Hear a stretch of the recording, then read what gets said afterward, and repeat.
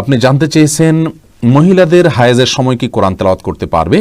বনশীল এটা নিয়ে ওলামা একরামের মধ্যে মত পার্থক্য রয়েছে। অনেক ওলামাগণ বলেছেন কোরআন তেলাওয়াত মাসিক অবস্থায় মা বোনরা করতে পারবেন, কারণ কোরআনে কারিমের এই রাসূল করিম সাল্লাল্লাহু আলাইহি ওয়াসাল্লামের হাদিসের কোথাও স্পষ্ট করে নিষেধাজ্ঞা বর্ণিত হয়নি। মহিলা সাহাবীরা অনেকেই ছিলেন, কিন্তু কোনো জায়গায় নবী সাল্লাল্লাহু আলাইহি ওয়াসাল্লাম নিষেধ করেছেন স্পষ্টভাবে এটা জানা যায়নি। হায়েজ অবস্থায়, মাসিক অবস্থায় তাওয়াফ করতে পারবেন না এবং কোরআন স্পর্শ করতে পারবেন না, সালাত পড়তে পারবেন না, সিয়াম পড়তে পারবেন না। এর বাইরে স্বামী স্ত্রীর সহবাস করতে পারবেন না, আর সব কিছু করতে পারবেন, কারণ নিষেধ নাই।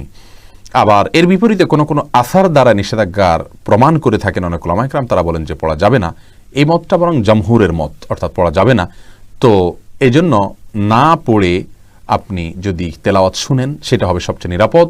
আর যদি আপনি হাফেজা হন, হিফজের ছাত্রী হন, অথবা কোরআন মুখস্থ আছে আপনার, সে অংশ ভুলে যাবেন মনে হয়, যদি আপনি নিয়মিত এভাবে আপনার পিরিয়ডের সময়টা বাদ দেন, তাহলে সেক্ষেত্রে আপনার জন্য বিশেষ ওজরের কারণে জায়েজ হতে পারে ইনশাআল্লাহ বিদিনা। কিন্তু নিরাপদ হলো না তেলাওয়াত করে এই টাইমটাতে শোনা। যদিও দলিলের দিক থেকে বেশি শক্তিশালী মনে হয় প্রথম মতটাকে, কিন্তু নিরাপদ হলো দ্বিতীয় মতটা, বিধায় না তেলাওয়াত করে শোনাটাই উচিত এবং বেশি উত্তম। আল্লাহু আ'লাম বিসওয়াব।